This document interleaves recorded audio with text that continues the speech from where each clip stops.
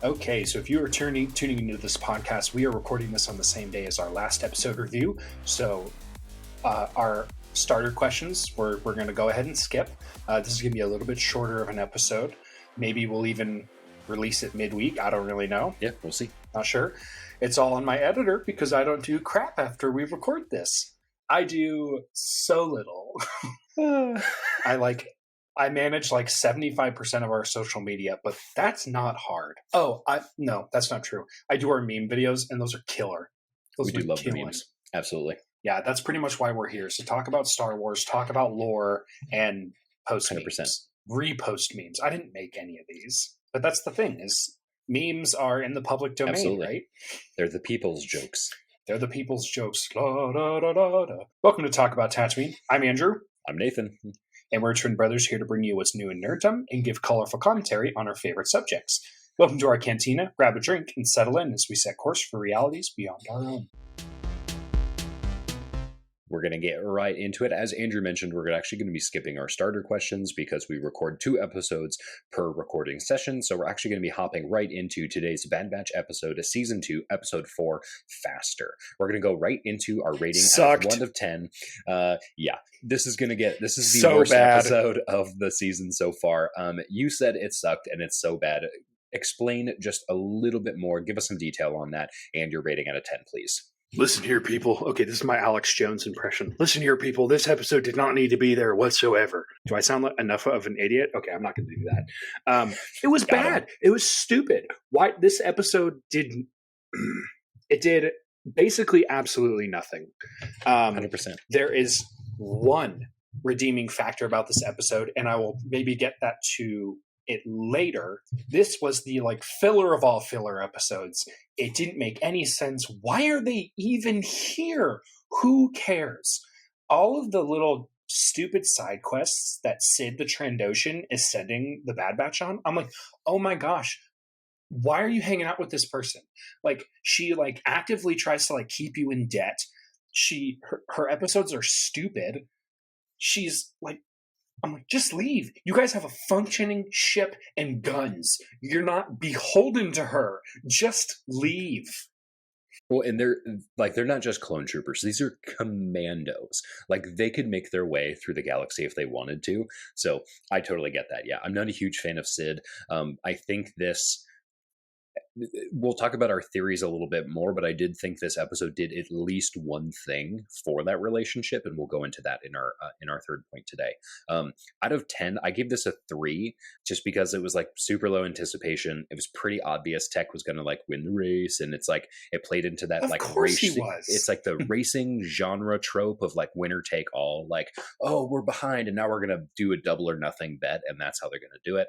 Yeah, it was officially the first filler episode of the season. It really didn't add much to the overall story, except maybe 1 or 2 points.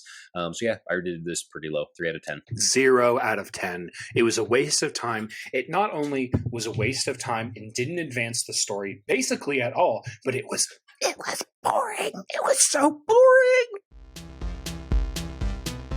Super fair. Did you even have any favorite moments from the episode? No. All right. It was bad.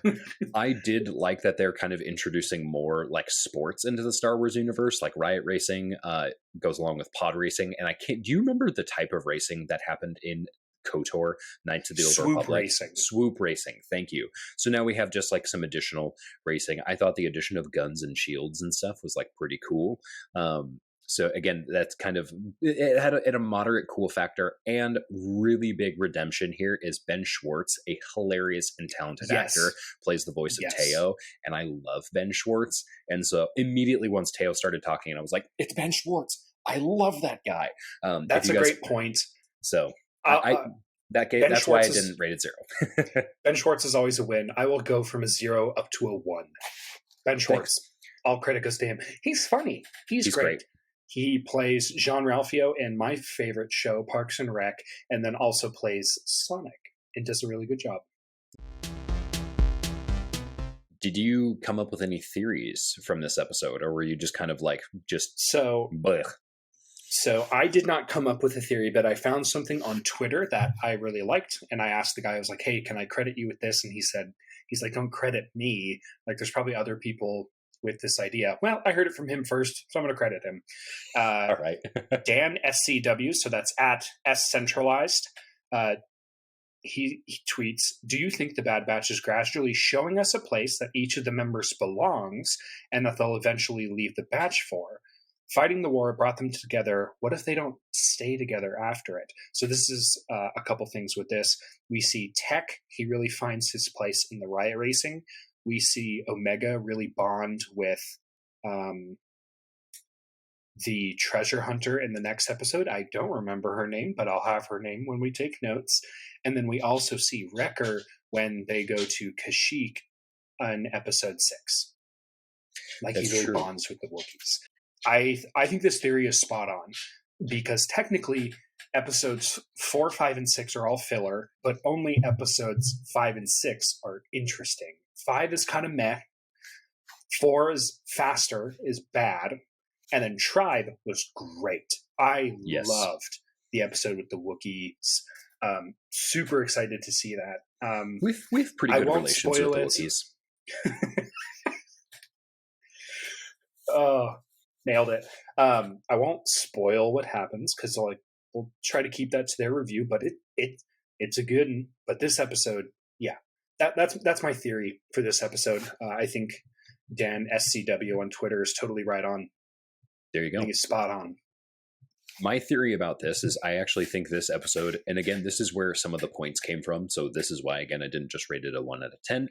But I actually think this episode is pointing towards the clones finally gaining more independence away from Sid throughout the season, because she is now starting to realize she's going to be indebted to them, because she probably wouldn't be alive if it weren't for the clones. Yeah. So it kind of gets to like, oh, they might owe her a little bit of money, but she owes them her life, and one very much outweighs the other. So I think they're going to gain independence from her this season, and I think this is the start of that. For sure. I think was the only, like, really, other than that and Ben Schwartz, I think that was really the only redeeming factor of this episode. Yeah, agreed. Since this is a tech-focused episode, as part of our lore segment today, I did want to go over Tech's kit.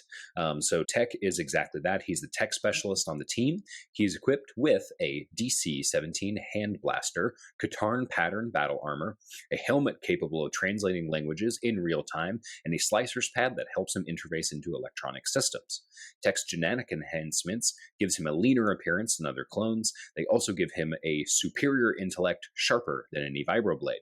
This commando is responsible for helping extract and infiltrating the Bad Batch in countless operations so far.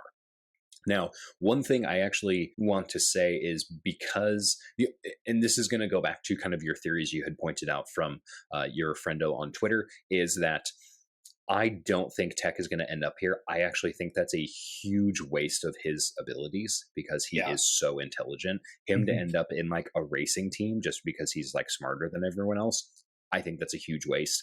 I do think that they're onto something, that they might be like kind of filling holes where like this squad might be able to go later. But I think that's all pointing towards kind of my theory is it's going to show them independence. They're going to have evidence now that they do belong in other places. But I think the squad's actually going to stay together. So yeah, and that's an interesting point too. We sort of see this model in Mandalorian season 1, where it seems like there's a bunch of these filler episodes, and you're like, what is going on here? But then towards the end of season 1, Mando goes back to these planets and then recruits these people from the team. So maybe we see the Bad Batch break up and go their separate ways, but there's this like cataclysmic event, and we need to get the squad back together. And so they had to go to these separate locations and figure out what's going on and gather the team to overcome some insurmountable obstacle. Oh yeah. Because it's Star Wars. That's usually what they're going to get hit with. So yeah, for sure. I would ask what your least favorite part of the episode was, but it kind of just sounds like the episode was your least favorite part. So did I mention I didn't like this episode? I thought, so boring the whole That's time. Super fair. I mean, I don't think my wife looked down from her phone the whole time when she was watching it, and like, it just didn't grab my attention. It was so predictable. That was the hard part. Is like you could just see the tropes coming from a mile away, and the fact that Tech was the one driving, piloting the whatever speeder, like there's no risk. He's not going to die. Tech is not going to die in this episode. Yeah, and they're for sure not going to kill him in a backwater world in a racing match. Like again, if Tech dies, which again is one of my theories, is that like I think the squad is actually going to die. That's like my main theory right now. Not in this season, but like towards the end of the series. It's going to be like the Crosshair's going to do it. It's not going to, or some Imperial. It's not going to be like a freaking racetrack. So yeah, I totally get that. Although it would have been cool for him to lose, because then it totally would have shattered the trope, and then like they would have been like, oh no, Sid's taken from us, and like they would have like basically taken Sid as a prisoner essentially, because it's still a kid show. They wouldn't have just executed her. Maybe, I mean, who knows? But we've already seen some war crimes in this show, like the destruction of Camino. Yeah, big war crime. Big war crime energy. I was telling Sarah, I was like, it wouldn't be a Star Wars animated show without a couple war crimes. Just a few sprinkled in there. But I think it would have been like much cooler if they had lost, because then Sid would have gone away. They would have been forced to gain their independence, and it would have kind of just pushed the story in that direction. And it would not have been a filler episode. So, yeah, and I don't really care what happens to Sid. So if she has to go to advance the plot and the character development of the batch, so be it.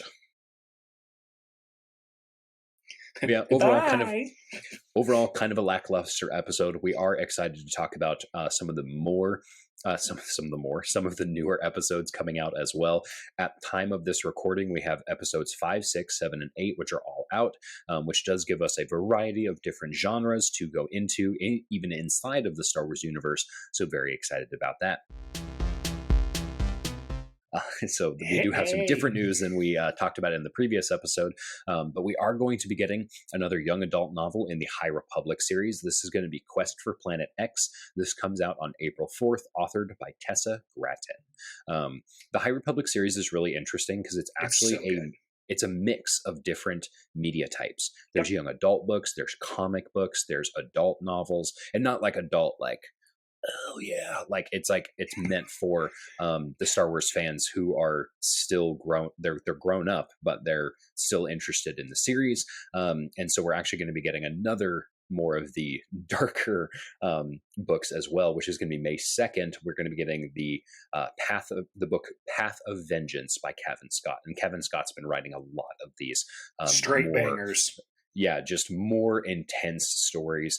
When we're talking about the Nihil, it's not like, these Nihil are committing galaxy-wide war crimes, like some of the worst events to happen in galactic history. And I'm actually really excited to get into some of those. I have some shorts material that I'm working on, but it's, again, we have so many different plans in the works. It's just like, we'll get to it when we get to it. So I'm really excited to read this. I'm actually currently reading The Rising Storm right now, and we're getting some good stuff. And I still have like 5 hours left in the book.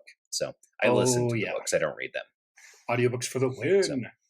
So yeah, those are the only two kind of news sections I found, because again, we do record 2 episodes per day, so that way we can have these kind of planned out in advance. So we talked about a lot of our news episodes in previous episodes, so make sure to check that out if you guys haven't watched that. All right, guys, thank you guys so much for watching here today. This one's just going to be a little bit shorter, so thank you guys for watching all the way to the end. Make sure to like the video, comment with any theories or anything that you agree, disagree with. We really want that engagement on our stuff here, guys. That's really helpful. Subscribe on YouTube and follow us on Anchor, Spotify, Google Podcasts, or anywhere else you guys find your podcast. We'd love to get that support from you guys. We got a lot of good ideas coming out. We want to hear from you guys. So until next time, may the Force be with you. Close your eyes.